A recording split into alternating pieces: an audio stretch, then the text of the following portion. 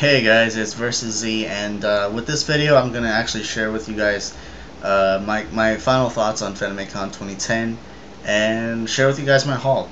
I actually was gonna take some time using in this video, if I had some time, if I had extra time, more than 20 minutes, because I've actually done this 3 times already, to update you guys, what's going on with Reborn's Gundam, or just any, just updates in general.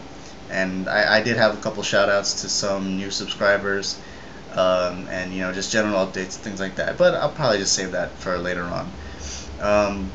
But for this video, once again, I'm going to be expressing my final thoughts on FanimeCon 2010, 2010, and once again, I'll be sharing with you guys my haul. I will also be including what I've gotten recently in packages and things like that. So with that, let's get it on.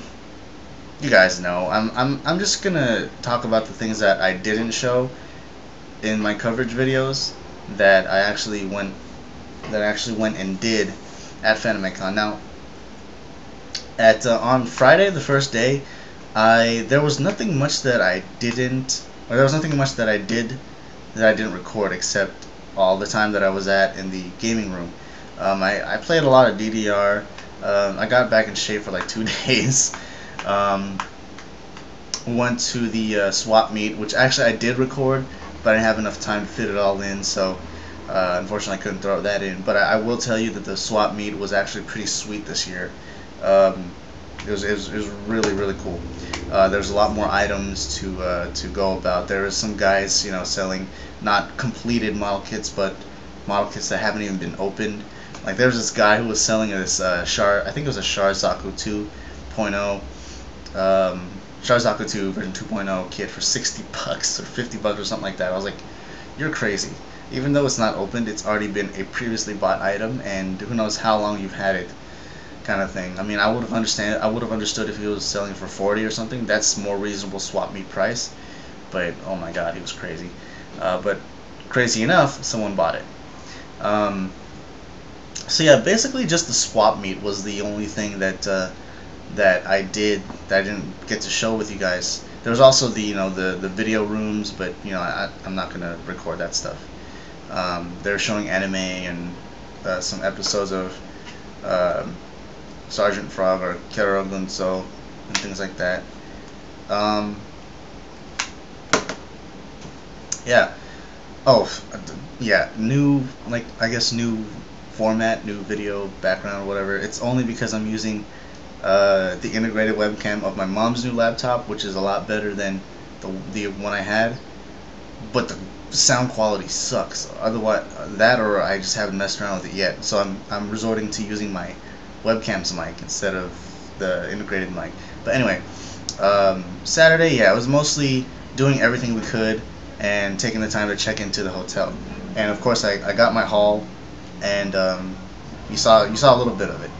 Now, Saturday was pretty much the same as Friday, except we didn't spend too much time there. We didn't get there, as early as we did on Friday, because we were trying to not get in the line. We met up with, you guys saw, we met up with, I met up with Obsidian King, Ben, and Gundam Uber, and Uber ended up joining a Yu-Gi-Oh tournament, and we kind of just parted ways there. We saw a few more anime, some more videos. Just mostly took some time to I mostly took some time to take more pictures of folks and things like that. Let's see. Oh, I think the one main different thing, aside from running into Obsidian, Ben, and Uber, is that there was this Gundam Building 101 panel thing that was like 2 hours of a boring talking. Oh God, I don't know how I did it. No, I actually failed because I fell asleep like 2 or 3 times. Sorry to the guy, but it was actually really interesting because I think Robert 184's video of what Gundam should you buy is actually on their website, which is openhappy.com. So you guys can check that out too if you want. Their tutorial, their Gundam Model Building 101 section is provided there. So it's actually real interesting to see this unknown side of something that we're part of, just being, out in public, things like that. And just seeing Robert 184's video, in San Jose at the convention is like, oh man, this guy's pretty huge. But yeah, now I actually did get something out of that panel, and for those who, maybe some of you who were in that panel are actually watching this video, but if you were there, you knew that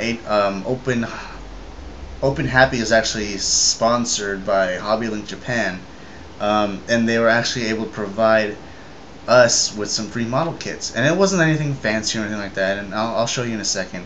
But yeah, it was real interesting what we got. Misaki Lee actually got a nice one because she was number 100, and basically you drew a number, and whatever number you were, you got a certain model kit, and she got number 100, which was pretty sad, but the guy was like, oh, number 100, da, da, da. And she got something a little nicer than what I got, still old generation, and apparently she was the only one that the guy wanted to take a picture with.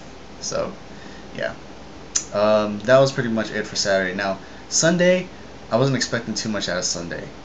I walked into Sunday just saying, you know what, let's get this over with, I want to go home, because I knew Sunday might start dying down, which it did, because I think Sunday there was this concert and some other thing going on. Oh, there's the masquerade on Saturday, I think, which is something that I wanted to go to, but just seeing that line, I was like, forget it, I'm gonna go next year.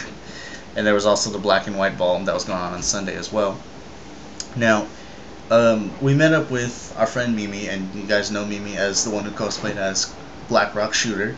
And apparently Misaki Lee and Mimi had planned to just parade around the convention center and see how often they get stopped for pictures.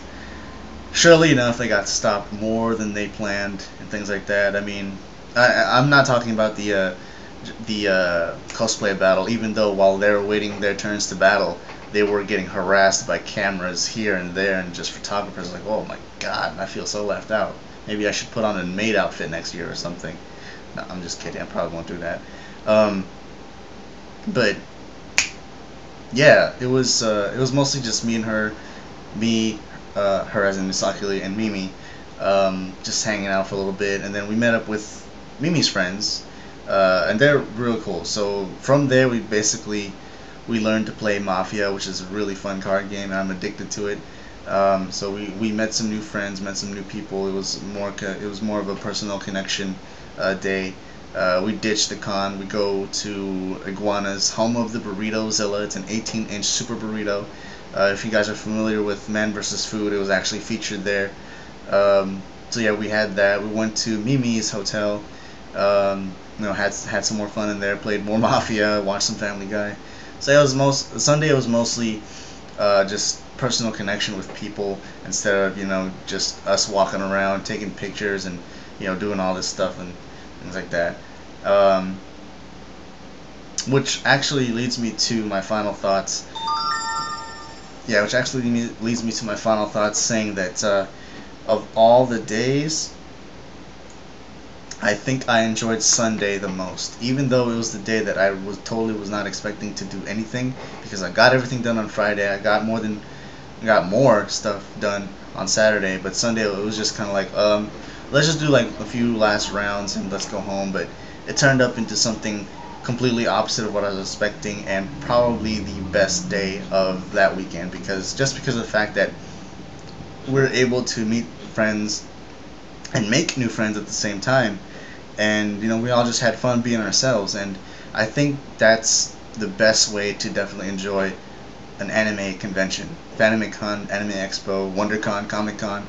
The best way to do that is to go in a group, or if not, make some new friends. I mean, you're there anyway. It's a community of folks that share the same interests as you, share the same enthusiasms as you do. You might as well make the best out of time. I mean, you paid your 60 or so bucks for the weekend. Make the best out of it. Don't just walk around, parading with the camera, taking pictures, harassing women, and all things like that. Make some friends. It's a really neat community, and it's exactly the same thing that's going on here with us and you guys and everything, except it's happening in real life, and the interaction is real, it's more genuine, and that's awesome. You know, aside from the one nitpick at the fact that, oh, their slogan is made by the fans for the fans, even though a majority of the things they did was based off of mainstream anime. And that's just my tiny little nitpick, but you know, it's still an enjoyable place to be. Um, what more can I say? Take this as an early invite for next year. I'll definitely be there next year, and I'm really hoping to meet and just hang out with more of you guys next year. So keep that in mind. Fanime 2011. I'll be there. Hopefully you guys will be there too. That's it. That's what I think. Now, for the haul, and I'm pretty sure you guys have been waiting 10 minutes for this. I'm gonna start with kind of a reminder of what I've already had in packaging. So as you can see here, Kamen Rider, Luna Trigger, along with Kamen Rider Heat Metal, and I'm absolutely loving these SH Figure Arts figures. I really want more. So that's that. Reborn's Gundam is sitting right here, my little workspace, and he's about, I'd have to say, 80% complete. I just have to do a little bit more touch-ups. High grade Trans Am Susanoo, which is going to be an easy build considering that it's mostly Trans Am colors and there's not much I can really paint or should really paint. Same whole deal that I did with Trans Am Riser, aside from maybe using the chrome with orange mix and maybe the gunmetal mix, but we'll see how that turns out. You already know Masquerade Wing Gundam, which I haven't even touched. Right here. Masquerade Freedom, which I've had since freaking April. I guess I'll start with some of the new stuff here, and I'll start with the free kit that I got and some of us got at the Gundam Building 101 panel. It's an ancient model kit. It came out, I believe, it's a 400 yen model kit, which came out in, I saw the year. I saw the year earlier. What happened? Well, anyway, it's a really ancient model kit. It's the RX-78-1 prototype Gundam, and it's one of those model kits that when you open it up and you look at what's in store for you, you're like, what the hell did I just get myself into? It's one of those bare, naked, no colored model kits, and as excited as I am to, you know, see where I go with this, I have no motivation. But this is gonna be fun. This is gonna be interesting. I'm definitely gonna keep this and think about it. I really want to give it a custom color scheme instead of sticking with what it should be. But yeah, should be awesome. The next two things are high grade model kits. One is the high grade Universal or high grade After War Gundam X. This is no surprise. Some of you could already tell that I got it. I'm also excited for this because judging from the part separation and just the review I've seen provided by Robert 184, this should be an easy build, simple enough for me to build it, review it, and take some time to add the finishing touches. Because I'm sure some of you guys would like to see what the kit looks like without any added paint. But I think that's what Robert 184's review is for. So kind of thinking about just painting it like I normally do with my reviews, just paint it and then or touch up instead of paint, and then do the review. Now the next one, some of you guys were confused on. Some of you guys thought I got the Master Raid Unicorn Gundam. Some of you guys thought I got something else. Either way, you guys were right. I did get the Unicorn Gundam in Destroy Mode, but I think the closest one to actually guess right is Giltar. And that's probably because I kind of sort of gave it away.